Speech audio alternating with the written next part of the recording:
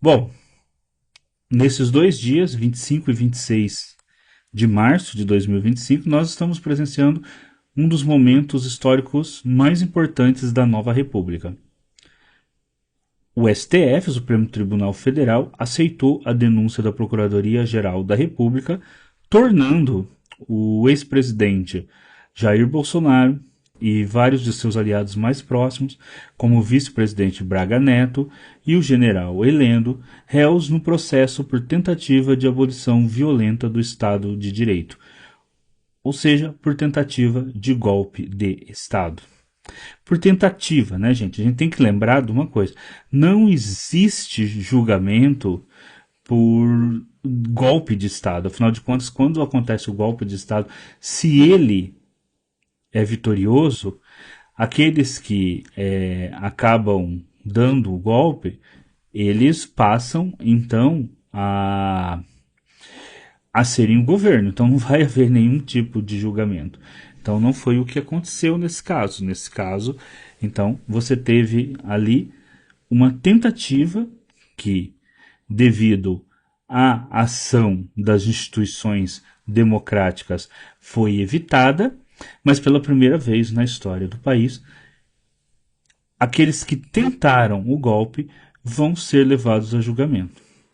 E se forem punidos, vai ser a primeira vez que nós vamos ver também pessoas que tentaram um golpe de Estado, civis e militares, sendo punidos por esta tentativa.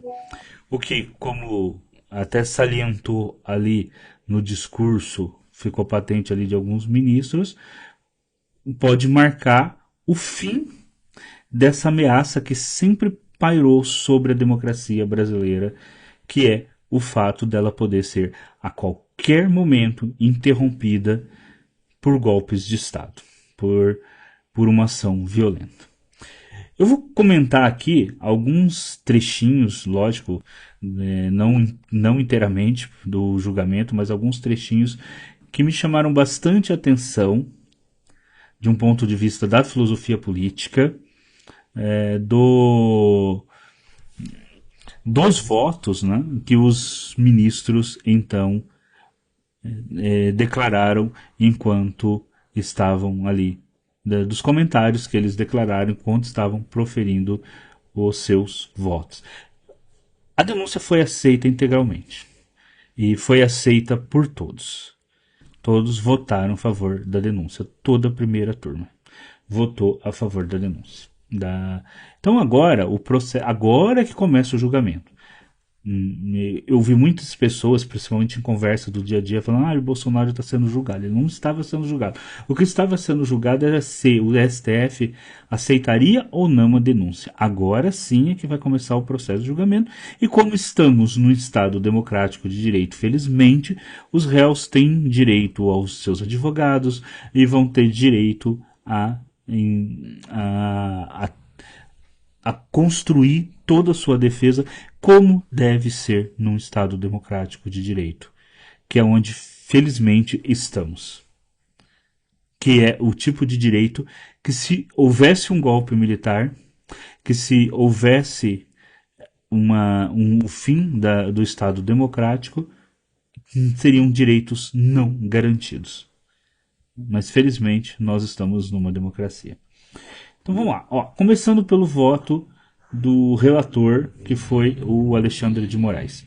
Foi o voto que demorou mais tempo, né? Foi o voto mais longo. O Alexandre falou por quase 2 horas. O voto durou quase 2 horas. Porque, logicamente, ele tinha que apresentar, né, todas as partes do relatório. Ele usou inclusive vídeos para poder demonstrar os atos violentos cometidos, porque ele diz que e sim, né, a extrema-direita fica tentando passar para a população que só foi um monte de senhorinhas com Bíblia embaixo do braço ali, rezando na frente do STF, e através de vários vídeos ele justamente demonstrou isso, que não foi o caso. Então ele justamente procurou demonstrar essa questão. E ele vai demonstrando ali, partes por partes, né? O que foi essa tentativa, os atos violentos, as consequências que tiveram, inclusive agressões ali, dessa tentativa de acabar com o Estado democrático de direito. Aí ele elogia a resistência dos policiais judiciais que fazem a proteção ali do STF, ele mostrou o vídeo, e inclusive ele falou da ABIN, falou de como que houve ali uma BIM paralela e como que justamente a BIM estava ali indo além das suas funções, que não era que não era função, como não é da BIM falar sobre urnas eletrônicas, assim como também não é dos militares. Assim como também não é dos militares tomar conta de urna eletrônica, ou falar de única, ou se envolver em eleições. Não é função dos militares. A função dos militares é proteger o território nacional. E nós estamos vivendo numa época de que vocês sabem que a gente trata muito de geopolítica aqui no canal, inclusive esse boletim diário é um boletim de política e geopolítica, em que o mundo está vivendo uma efervescência como nunca viveu antes. E o risco real de nós vivemos um período novo aí que vai haver guerras é muito grande. Então a preocupação dos nossos militares hoje tem que ser com a guerra cibernética, com a guerra espacial, tem que ser em se modernizar, construir uma indústria nacional de defesa, treinar os nossos soldados para lutar em diferentes ambientes aqui no nosso país, estar preparado para uma guerra naval, terminar o submarino nuclear. Sabe, os militares hoje precisam ter N preocupações de defesa com o nosso território. E não estar envolvido em questão de eleições, de política, de partido, nada disso. Isso são preocupações de civis. Cabe aos militares defender o território nacional. E é isso que nós esperamos, né, das Forças Armadas. A defesa do território nacional e a preocupação com essas grandes questões aí geopolíticas e que podem nos levar a um conflito, porque o mundo hoje ele está mudando de cenário. Pode haver conflitos e nós precisamos estar preparados. Bom, o Alexandre de Moraes termina as suas observações votando, logicamente, a favor, então, de aceitar a denúncia da Procuradoria-Geral da República. O segundo a votar foi o Flávio Dino. Ele que foi o segundo a votar. Deixa eu pegar aqui a ordem certinho. Deixa eu ver aqui. Não foi, é isso mesmo, Flávio Dino. Flávio Dino foi o segundo a votar. O Flávio Dino fez um voto bastante interessante. Ele fala de algumas coisas ali bastante interessantes, inclusive tirou algumas risadas ali, né? Primeiro ele fala da questão da apresentação de armas, bombas e materiais nos acampamentos ali na frente do quartel. Ele fala ali que ele fala sobre aquele pessoal que apareceu ali com bomba, com armas, e que havia indícios de que aquelas armas foram conseguidas justamente naqueles acampamentos que estavam ali na frente dos quartéis. Aí tem um momento que ele faz uma piada ali com um apoiador de quando ele ainda era político lá no Maranhão, que o rapaz se chamava Michael Jackson, né, que seria Michael Jackson, né, que era o nome, né, e aí inclusive, né, é para aí que ele leva a questão da denúncia, né, que haviam armas ali e que mesmo que todos não estivessem com armas, o fato de alguns dos grupos estarem com armas, mesmo que armas brancas, etc., levaria então a tipificação de todos os grupos. Depois, ele fala sobre as consequências do golpe. Ele diz assim, que muita gente estava falando, mas não morreu ninguém, não teve nada desse tipo. Ele fala, realmente, não morreu ninguém. Assim como no dia do golpe, né?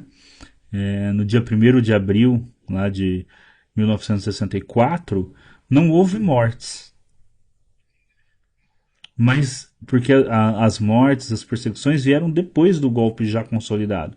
Não houve mortes ali. Então o fato de não ter havido nenhuma morte, nem nada ali, não significa que se o golpe tivesse sido perpetrado, depois não haveria perseguição contra aqueles que eram contrários ao governo.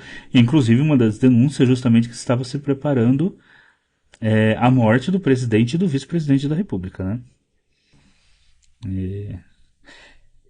Aí ele fala um pouquinho do consequencialismo, em como, enquanto uma filosofia que tem que ser levada em consideração.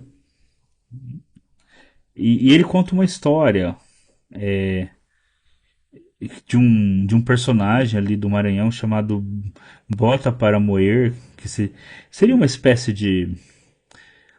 O que deu para entender ali da história que ele contou, que seria alguém bem briguento ali, que estava sempre disposto a caçar a participar de, um, de uma briga e que houve um protesto e eles deram uma bandeira do Brasil para esse Bota para Moer e colocaram ele na frente dele. Ele marchou até o Palácio do Governo, ele chegou na frente do Palácio do Governo que ele viu um monte de policial com com metralhadoras, todo mundo armado, ele pega a bandeira e entrega pro outro do grupo e fala, ó, daqui para lá vocês acham alguém que seja mais louco do que eu, né? Porque eu vou enfrentar policial armado.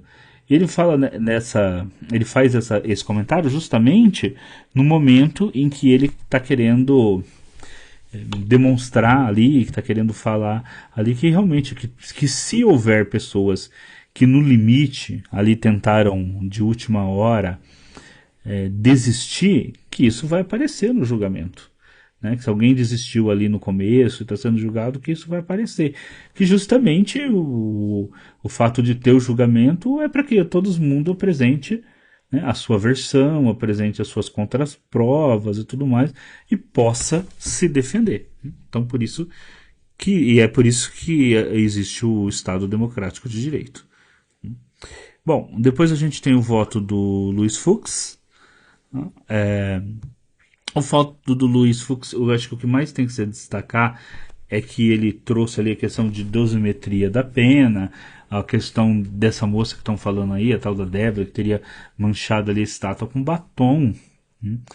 Mas assim, até onde eu li sobre essa questão, ela não está sendo julgada só por ter feito uma pichação na estátua, né? Mas pelo conjunto de estar participando de uma ação de tentativa de golpe, não é pela pichação da estátua.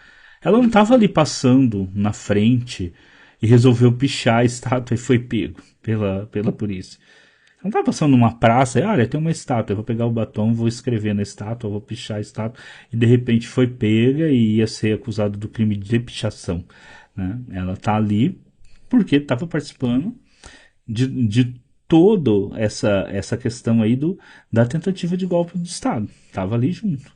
Né? Até o quanto a pessoa compreende o que ela estava fazendo ou não, aí é outra coisa, mas ela estava ali no meio, então tem até um vídeo que circula aí dela falando que agora é golpe, que agora é os militares, que, né, e chamando pelo golpe, pelos militares. Então é isso, né? Ela não está sendo processada por pichar uma estátua.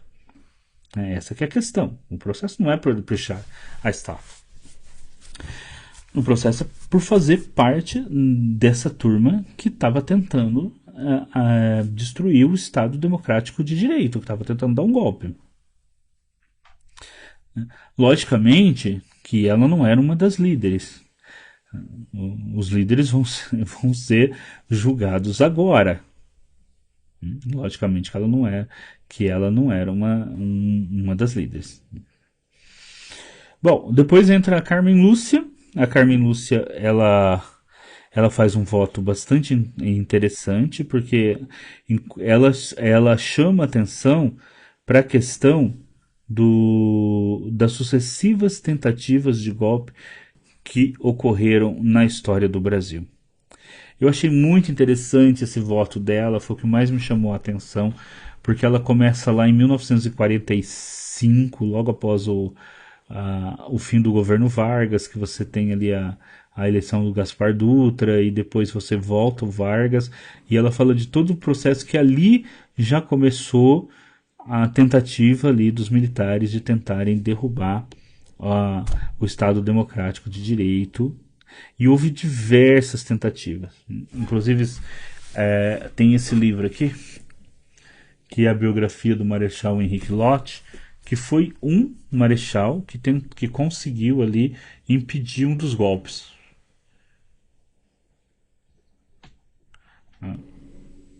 Ó.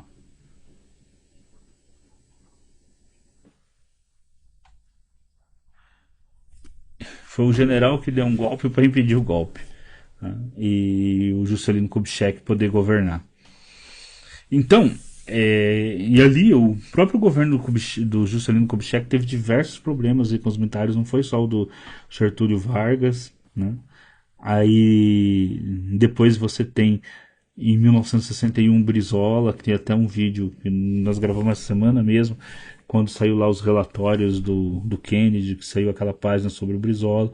O Brizola, com a campanha da legalidade em 61, também impediu que o golpe foi dado, até que em 64 não teve jeito, né? O Jango não quis resistir para não ter uma guerra civil no país, e o golpe foi dado. O Jânio Quadros tinha renunciado, né, ali no processo que levou à campanha da legalidade.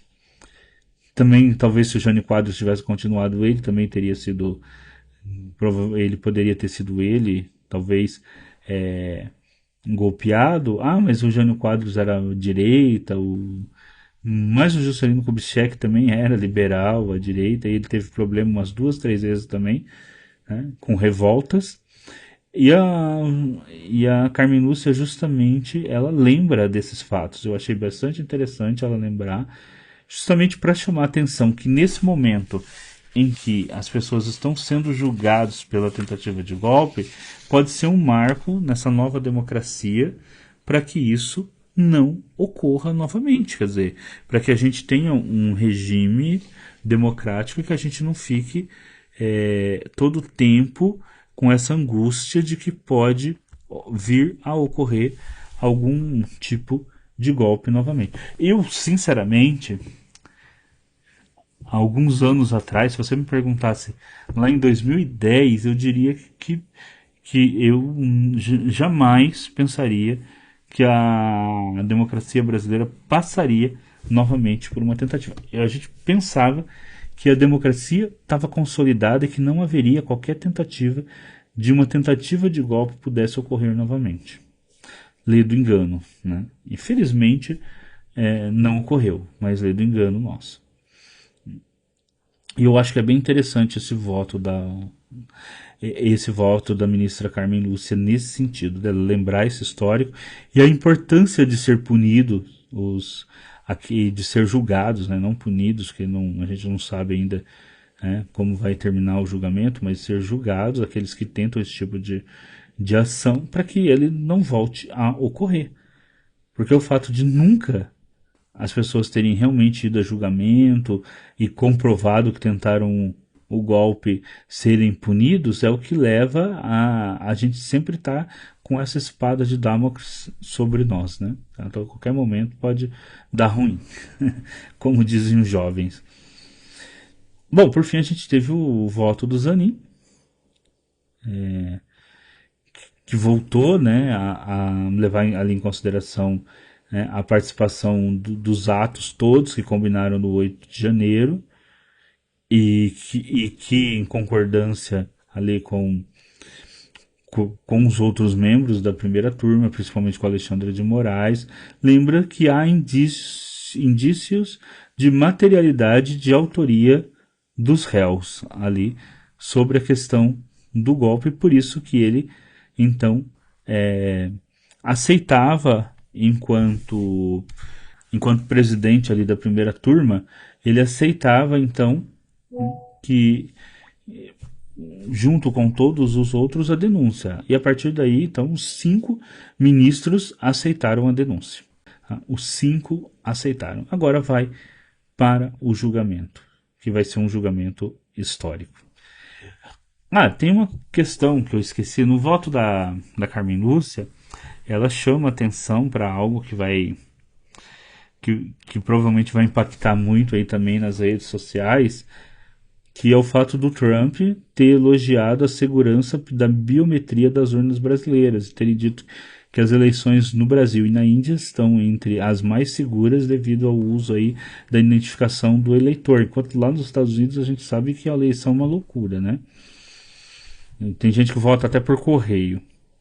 E foi um elogio do Trump que justamente através de um decreto quer fortalecer ali a questão de você criar uma eleição muito mais segura, e está tendo e ele está olhando justamente para fazer isso para o Brasil e para a Índia, o que demole mais uma das narrativas aí da extrema direita, que fica falando essa bobagem de que as urnas não são seguras, de que alguém poderia. Mas só falam isso com relação à eleição para a presidência, né? O fato da direita ter ganhado quase 80% das prefeituras, de todo mundo ali em torno do Bolsonaro ter se elegido para algum cargo, de governadores, a maioria também ser governadores de direita ou aliados ou até alguns aliados do Bolsonaro. Isso tudo eles não contestam, só contestam a eleição para o presidente da República. O fato da gente ter um Congresso que é amplamente de direita também não contesta, né? Não falar, não, essas eleições todas do Congresso foram fraudadas, né? Para eles, fraudados só se for para presidente de República, né? Até porque se alguém fosse fraudar, ia fraudar a eleição para presidente da República e não ia para ter um Congresso do seu lado, para ficar que nem o Lula está agora, com um governo super fraco, porque não tem Congresso, e o Congresso hoje no Brasil é quase um parlamentarismo de tão forte que é o Congresso hoje no Brasil, que é um dos problemas políticos que a gente vai ter que enfrentar aí. Hoje o Brasil ele tem um Congresso que ele é tão forte, nós vivemos quase num parlamentarismo, com a questão de que o Congresso quase tem a força do Executivo, mas ele não, mas a população não enxerga no Congresso todas as responsabilidades que ele tem. Aí a população cobra só do Executivo, enquanto o Congresso hoje tem um poder semelhante ao do Executivo, o que não ocorria, por exemplo, nos primeiros governos do presidente Lula. Bom, gente, agora é esperar o julgamento, que vai ocorrer até, provavelmente, pelo que eu andei na imprensa, até junho ou julho, começo de julho. Esses julgamentos são longos mesmo, vocês lembram o outro julgamento, o do próprio Lula, quanto tempo demorou todo o processo, que tem que dar todas as condições, né, para a defesa, e tem que mesmo dar todas as condições para a defesa. As pessoas que são acusadas de um crime, elas precisam ter os seus direitos garantidos, elas precisam ter todos os direitos e os recursos para se defender. Não importa quem seja. O errado da nossa sociedade é muitas vezes os mais pobres não terem essas mesmas condições de terem uma defesa adequada quando se lhes é imputado a algum tipo de crime. Não o fato de outros o terem, mas o fato de alguns muitos, às vezes não terem essas mesmas condições. Mas é isso, vamos esperar o julgamento. A gente vai voltar a falar do assunto conforme os julgamentos forem ocorrendo. E aí, o que vocês acham? Deixe um comentário aí. Vocês acham que o Bolsonaro vai ser condenado? Será que existe alguma escapatória dele não ser condenado, ou que ele vai ser condenado? Talvez aí, pelo que se fala, talvez uma pena uma pena com muito tempo, né? Mais de 20 anos provavelmente. Então é muito tempo. E se o Bolsonaro for condenado, o que vocês pensam? Acho que é o fim da carreira política dele? Porque veja bem, se ele for condenado, tem a questão deles ficarem pedindo anistia. Mas será que ele vai conseguir? Mesmo fora, ou quando ele já tiver condenado, essa efervescência que ele tem, inclusive esse poder, né, sobre o partido lá, não acaba não esmaecendo. E se for eleito um presidente bolsonarista, será que ele vai soltar o Bolsonaro, né? Vai dar o perdão presidencial, levando-se em consideração que talvez se ele deu o perdão presidencial, ele pode criar justamente alguém que vai lhe concorrer na próxima eleição e que pode vir a tirá-lo da presidência, ou alguém que vai querer mandar nele, será que ele vai, ou mesmo que esse presidente eleito seja um presidente bolsonarista, ele vai não pedir aí, vai fingir que não, que vai simplesmente abandonar ali, vai falar não vou dar perdão nenhum, não vou, ele vai continuar lá, até para não ter alguém que venha a lhe tirar do governo, a ganhar a próxima eleição.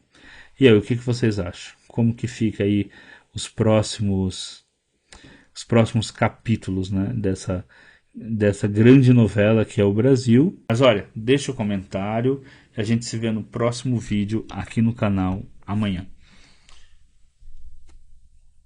Aquele pacotinho do YouTube de sempre pra gente terminar. Like, dedinho aí, ó, dá o joinha, compartilha o vídeo, faça o comentário, aperta o sininho. Tudo isso é muito importante para a gente fazer o canal crescer aqui no YouTube.